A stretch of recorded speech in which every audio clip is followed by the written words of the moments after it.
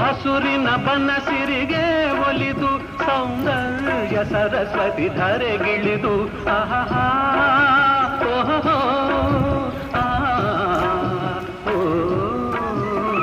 ಹರಿಯುವ ನದಿಯಲ್ಲಿ ಈಜಾಡಿ ಹೂಬನದಲ್ಲಿ ನಲಿಯುತ್ತ ಓಲಾಡಿ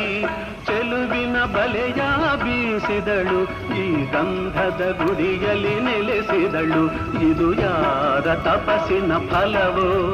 ಈ ಕಂಗಳು ಮಾಡಿದ ಪುಣ್ಯವೋ ಓಹೋ